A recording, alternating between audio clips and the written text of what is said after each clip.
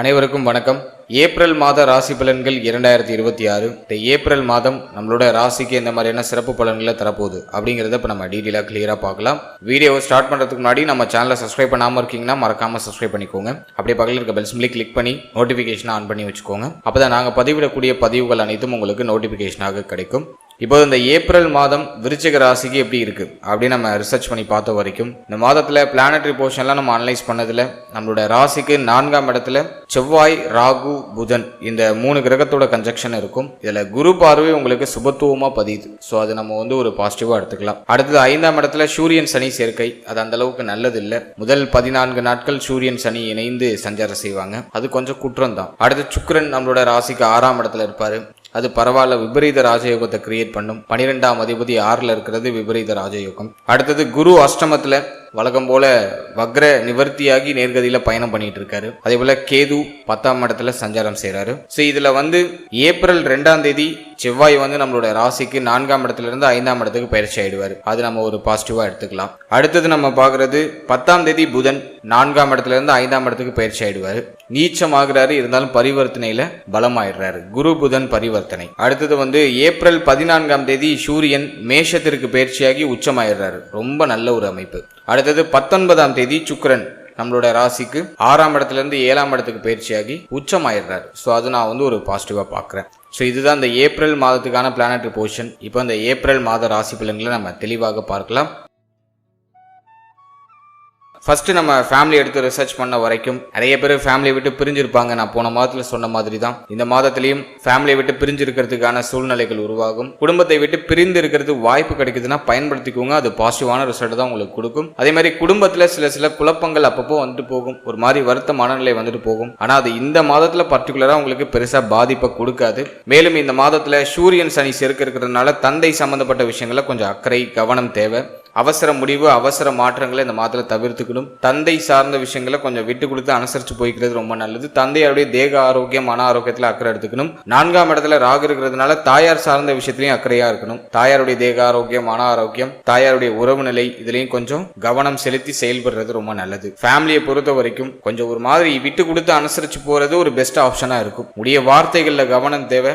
அவசர வார்த்தைகள் அவசர முடிவெடுத்து ஃபேமிலி சார்ந்த விஷயங்கள்ல குழப்பத்துல போய் மாட்டிக்கிறது அதெல்லாம் கொஞ்சம் அவாய்ட் பண்ணிக்கிறது நல்லது. அடுத்தது இந்த மாதத்துல நம்ம பார்க்கறது தொழில் உத்தியோகம் இது சார்ந்த விஷயங்களை நம்ம ரிசர்ச் பண்ண வரைக்கும் மாதத்தோட ஃபர்ஸ்ட் ஹாஃப் பெருசா ஃபேவரா இல்ல. தொழில் உத்தியோகம் ரெண்டுக்குமே பெருசா ஃபேவரா முதல் 14 நாட்கள் இல்ல. ஆனா 14ஆம் தேதிக்கு பிறகு டோட்டலா இன்டர்சேஞ்ச். 10ஆம் அதிபதி 6ஆம் இடத்துல உச்சம். உத்தியோகத்துல நல்ல உயர்வு உண்டு. ரொம்ப நாளா வேலை தேடிட்டு இருக்க ஒரு நல்ல வேலை கிடைக்கலன்னு வருத்தமா இருக்குன்னா இந்த மாதத்துல 14ஆம் தேதிக்கு பிறகு நிறைய பேருக்கு நல்ல வேலை கிடைச்சிடும். உத்தியோகத்துல இடமாற்றம் பண்ணணும்னு ஆசைப்படுறீங்க, ரொம்ப நாளா அதை ட்ரை பண்றீங்க, அது நடக்க மாட்டேது அப்படின்னா இந்த மாதத்துல ட்ரை பண்ணீங்கன்னா அது பாசிட்டிவான ரிசல்ட்டை கொடுக்கும். அதே மாதிரி உத்தியோகத்துல சம்பள உயர்வு பதவி உயர்வு எதிர்பார்த்து காத்துக்கிட்டு இருக்கீங்கன்னா இந்த மாதம் அதுக்கு ஏதுவான ஒரு காலகட்டத்தை ஏற்படுத்தி கொடுக்குது. அதே போல இந்த மாதத்தை பொறுத்த வரைக்கும் உத்தியோகத்துல இருந்த கடுமையான பிரஷர்லாம் ஓரளவுக்கு குறையும். எல்லாத்தையும் சமாளிக்கிறதுக்கான ஒரு கேப்பபிலிட்டி உங்களுக்கு கிடைக்கும். உத்தியோகத்துல இருந்த தொய்வு நிலைகள் எல்லாம் சரியாகும். அடுத்து தொழிலை பொறுத்த வரைக்கும் பெருசா இன்வெஸ்ட்மெண்ட் பண்றதுக்கு தான் ஃபேவரா இல்லை. ஆல்ரெடி இருக்கிற தொழில் இப்ப நல்லா பிக்கப் ஆகும். ஒரு பிசினஸ் பண்ணிட்டு இருக்கீங்க அப்படின்னா அந்த பிசினஸ்ல ஒரு நல்ல growth இந்த மாதத்துல 14ஆம் தேதிக்கு பிறகு நீங்க எதிர்பார்க்கலாம். இருப்பினும் 10ஆம் இடத்துல இருக்கக்கூடிய கேது பகவான் ஒரு மாதிரி சொல்ல கொண்டு போய் சிக்க தான் விடுவார். எனவே ஹை இன்வெஸ்ட்மெண்ட் எதுலையும் பண்ணி லாக் ஆயிட வேண்டாம். ஆல்ரெடி நீங்க பிசினஸ் பண்ணிட்டு இருக்கீங்கன்னா இருக்கிறத ஜஸ்ட் மூவ் ஆன் பண்றதுக்கு ஃபேவரா இருக்கு. ரொம்ப நாளா ப்ராஃபிட் இல்லாம இருந்த நிலை இப்போ இந்த மாதம் உங்களுக்கு ஒரு நல்ல ப்ராஃபிட்டை கெயின் பண்ணி கொடுக்கும். அதுக்கு இது பாசிட்டிவா இருக்கு. ஓவராலா தொழில் உத்தியோகம் சார்ந்த விஷயம் இந்த மாதத்துல 14ஆம் தேதிக்கு பிறகு நல்ல ஒரு முன்னேற்றத்தை சந்திக்கும். 14ஆம் தேதி வரைக்கும் ஒரு மாதிரி டல்லா போகும். ஆனா 14ஆம் தேதிக்கு பிறகு தொழில் உத்தியோகம் சார்ந்த வகையில ஒரு மாதிரி நல்ல உயர்வு நல்ல மாற்றம் இந்த மாதத்துல ஓரளவுக்கு மன நிறைவு அடையக்கூடிய ஒரு அமைப்பு தொழில் உத்தியோகம் சார்ந்த வகையில டெஃபினட்டா கிடைக்கும். அடுத்த பொருளாதாரம் சார்ந்த விஷயங்களை நம்ம ரிசர்ச் பண்ணி பார்த்த வரைக்கும் 2ஆம் அதிபதி 8ல் இருக்காரு. அது பொதுவாகவே பார்த்தோன்னா பணத்தை சேமிக்க முடியாத நிலை தான். ஆல்ரெடி நிறைய பேருக்கு அப்படிதான் போயிட்டு இருக்கு. நிறைய பேருக்கு வருமானமே இல்லாத நிலையும் இருக்கும். இந்த மாதம் அதுக்கு விதிவிலக்கு. இந்த ஏப்ரல் மாதத்துல 14ஆம் தேதிக்கு பிறகு வருமானம் கைக்கு வர ஆரம்பிக்கும். வெள்ள கொடுத்த பணம்லாம் உங்க கைக்கு வர ஆரம்பிக்கும். தனலாபம் சிறப்பா இருக்கும். உடைய தேவைகள் எண்ணங்கள் பூர்த்தி ஆகும். ஏன்னா 12ஆம் அதிபதி உங்களுக்கு ஃபர்ஸ்ட் ஹாஃப்ல 6ஆம் இடத்துல விபரீத ராஜயோகம், திடீர் விபரீத ராஜயோகம், அந்த அமைப்புல உங்களுக்கு வந்து ஒரு நல்ல பலனை கொடுக்க கடமைப்பட்டிருக்காரு. எனவே இந்த மாதத்தை பொறுத்த வரைக்கும் உடைய எண்ணங்கள் தேவைகள் எல்லாமே பூர்த்தியாகும். அதற்கு தேவையான பொருளாதாரமும் உங்களுக்கு கிடைச்சிடும். மாதத்தோட செகண்ட் ஹாஃப்ல வந்து பார்த்தோன்னா சுக்கிரன் வந்து ஆட்சி ஆயிடுவார். எனவே பொருளாதார ரீதியாக இருந்த தொய்வு நிலைகள்லாம் சரியாகும். எதையும் சேமிக்க முடியாது, அது ஒரே ஒரு குறை மட்டும்தான். மற்றபடி இந்த மாதத்துல உங்களுக்கு தேவையான அத்தனை விஷயமும் பொருளாதார ரீதியாக உங்களுக்கு கிடைச்சிடும். அடுத்தது நம்ம பார்க்கறது திருமண முயற்சி, திருமண வாழ்க்கை. இதெல்லாம் நம்ம ரிசர்ச் பண்ணி பார்த்த வரைக்கும் இந்த மாதத்துல 19ஆம் தேதிக்கு பிறகு நிறைய பேருக்கு திருமணம் சார்ந்த விஷயங்கள சுப செய்தி உறுதியா கிடைச்சிடும். தாராளமா ட்ரை பண்ணலாம். ஏன்னா 7ஆம் அதிபதி 7ஆம் இடத்துல ஆட்சி ஆகக்கூடிய ஒரு மாதம். எனவே இந்த மாதத்துல திருமணம் சார்ந்த விஷயங்கள்ல ஒரு மங்கள செய்தி நிறைய பேருக்கு உண்டு. அது மாதிரி நிறைய பேருக்கு இந்த மாதத்துல திருமணமும் நடக்கும். ஸோ அது ரெண்டுக்குமே பாசிபிலிட்டி இந்த மாதத்துல உண்டு. சனி பகவானுடைய பார்வை 7ஆம் இடத்துல இருக்கிறதுனால திருமண முயற்சி சார்ந்த விஷயங்கள ஒரு மாதிரி தடுமாற்றம் டிஃபால்ட்டா இருக்கும். அதுல மாற்று கருத்து இல்லை. இருப்பினும் இந்த மாதம் அதுக்கு வந்து உங்களுக்கு ஒரு விதிவிலக்கு கொடுக்குது. சுக்கிரன் 7ஆம் இடத்துல ஆட்சி ஆகிறதுனால திருமண முயற்சிகள் கொஞ்சம் தடை தாமதம் இல்லாம விரைவா நடக்கும். திருமண முயற்சிகளை சுப செய்திகளை எதிர்பார்க்கலாம். தாராளமா இந்த மாதத்துல திருமண முயற்சிகளை தொடங்கலாம். 19ஆம் தேதிக்கு பிறகு நல்ல செய்தி டெஃபினட்டா கிடைக்கும். அடுத்தது திருமண வாழ்க்கையை பொறுத்த வரைக்கும் வாழ்க்கை துணை சார்ந்த விஷயங்கள் இருந்த அத்தனை குறைகளும் பிரச்சனைகளும் வருத்தங்களும் 19ஆம் தேதிக்கு பிறகு நிவர்த்தி ஆகிறதுக்கான ஒரு வாய்ப்பை கிரியேட் பண்ணி கொடுக்கும். ஒரு சிச்சுவேஷன் கிரியேட் ஆகும். ஆல்ரெடி இருக்கிற எல்லா பிரச்சனையும் ஒரு மாதிரி சால்வ் பண்றதுக்கு ஒரு டக்குனு ஒரு ஆப்ஷன் ஒன்று கிடைக்கும். அதை டக்குனு யூஸ் பண்ணிக்கோங்க. 19ஆம் தேதிக்கு பிறகு மன வாழ்க்கையில இருந்த வருத்தம், கவலை, குழப்பம் எல்லாமே சரியாகும். வாழ்க்கையினுடைய தேக ஆரோக்கியத்தில் இருந்த பிரச்சனைகள்லாம் குறைய ஆரம்பிக்கும். வாழ்க்கையினுடைய உதவி கிடைக்கும். வாழ்க்கை துணையால ஆதாயம் கிடைக்கும். இதெல்லாம் நம்ம ஒரு பாசிட்டிவா பார்க்கிறோம். இருப்பினும் உங்க வார்த்தைகள்ல கவனம் தேவை. நடந்து முடிந்த விஷயங்களை திரும்ப திரும்ப பேசி அசை போட்டு முடிந்த பிரச்சனையை மீண்டும் உயிர்த்தலை வைக்காம கொஞ்சம் நம்ம வார்த்தைகள்ல நிதானமா செயல்படுறது ரொம்ப நல்லது. ஏன்னா 2ஆம் அதிபதி 8ல இருக்கிறதுனால நம்மளுடைய வாய் தான் நமக்கு ஃபர்ஸ்ட் எமனே. வாயை கொடுத்து நிறைய விஷயங்கள்ல மாட்டிப்போம். எனவே உங்களுடைய வார்த்தைகள்ல கவனமா இருக்கிறது உங்களுக்கு ஒரு சிறந்த பலன்களை பெற்றுக் கொடுக்கும். மேலும் இந்த மாதத்தை பொறுத்த வரைக்கும் வாழ்க்கை துணை சார்ந்த விஷயம், திருமண வாழ்க்கை சார்ந்த விஷயங்கள் இருந்த குறை, குழப்பம், வருத்தம் எல்லாமே சரியாகும். அதுக்கு இந்த மாதம் வந்து ஆல்மோஸ்ட் ஃபேவரா இருக்கு. 19ஆம் தேதிக்கு பிறகு இந்த மாற்றத்தை நீங்க எதிர்பார்க்கலாம். அடுத்தது இந்த ஏப்ரல் மாதத்துல காதல் உறவு, காதல் சார்ந்த விஷயங்களை பொறுத்த வரைக்கும் ஒரு மாதிரி டல்லா தான் இருக்கு. எதுவும் சூப்பர் பாசிட்டிவா சொல்ல முடியல. பஞ்சமத்துல இருக்கிற சனி மன மகிழ்ச்சியை கெடுக்கும். காதல் சார்ந்த விஷயங்கள்ல ஒரு மாதிரி மன உளைச்சலை கொடுக்கும். நிறைய பேருக்கு காதல் உறவு திருமண உறவா கன்வெர்ட் ஆகிறதுக்கான வாய்ப்பு இந்த மாதத்துல 19ஆம் தேதிக்கு பிறகு உண்டு. இருப்பினும் அது குழப்பத்தோடையும் வருத்தத்தோடையும் ஒரு மாதிரி மன உளைச்சலோடையும் தான் நடக்கும். எதுவும் சூப்பரா ரொம்ப மகிழ்ச்சியா ரொம்ப நல்லா நடக்குது அப்படின்னு சொல்ல முடியல. ஒரு மாதிரி வருத்தம், குழப்பம், பிரச்சனைகளோட அந்த காதல் உறவு திருமண உறவா கன்வெர்ட் ஆகும். அது பெருசா சூப்பர் பாசிட்டிவா இல்ல. ஒரு மாதிரி மன உளைச்சலை கொடுக்கக்கூடிய அமைப்புல தான் இருக்கு. இருந்தாலும் சுக்கிரன் உச்சமாகிறதுனால ஒரு கசப்புலையும் ஒரு சின்ன இனிமையை கொடுக்கும். அதை நம்ம வந்து ஓரளவுக்கு ஒரு பாசிட்டிவா பார்க்கலாம். அடுத்தது நம்ம பார்க்கறது குழந்தை பாகியம், பிள்ளைகள் சார்ந்த விஷயம். இதெல்லாம் நம்ம ரிசர்ச் பண்ணி பார்த்த வரைக்கும் இந்த மாதிரி புத்திர பாகியத்துல நிறைய பேருக்கு தொடர்ச்சியா தடை அமைப்பு, தாமத அமைப்பா தான் போயிட்டு இருக்கு. மார்ச் மாதம் ஒரு பாசிட்டிவ் ரிசல்ட்டை கொடுத்துச்சு. ஸோ இந்த மாதம் ஒரு மாதிரி குழப்பமா தான் இருக்கு. எதுவும் பெருசா பாசிட்டிவா சொல்ல முடியல. ஏன்னா 5ஆம் அதிபதி 8ல மறைஞ்சிருக்காரு. அதே போல வந்து பார்த்தோன்னா 5ஆம் இடத்துல சனி. ஸோ இந்த மாதம் ஒரு மாதிரி டல்லா தான் இருக்கு. புத்திர பாகியம் சார்ந்த விஷயங்களை சூப்பர் பாசிட்டிவா எதுவும் சொல்ல முடியல.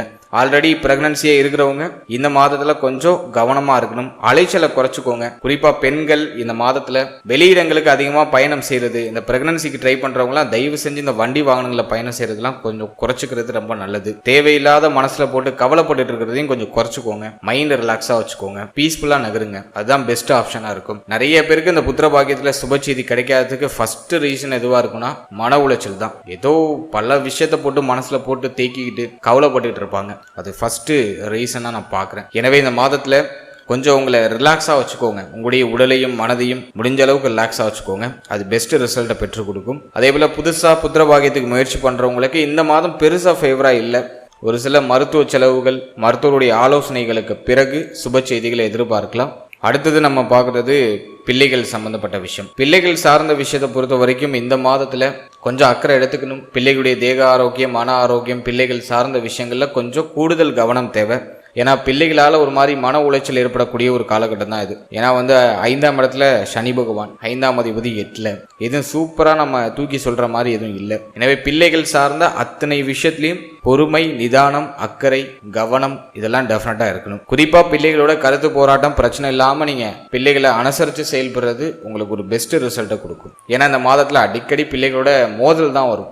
நீயா நானா அப்படிங்கிற அந்த ஒரு கருத்து மோதல் வந்துடும். மேலும் பிள்ளைகளுடைய எதிர்காலம் பற்றிய கவலையும் நிறைய பேருக்கு வந்துடும். ஸோ இந்த மாதத்துல கொஞ்சம் இதுலலாம் அக்கறை செலுத்தி கவனம் செலுத்தி நிதானத்தை கடைபிடிக்கிறது ரொம்ப நல்லது. அடுத்தது நம்ம பார்க்கறது பூர்வீகம், பூர்வீக சொத்து. இதெல்லாம் உங்களுக்கு இருக்குன்னா இந்த மாதத்துல அதுல சில குழப்பங்கள் வந்து நீங்க வாய்ப்பு இருக்கு.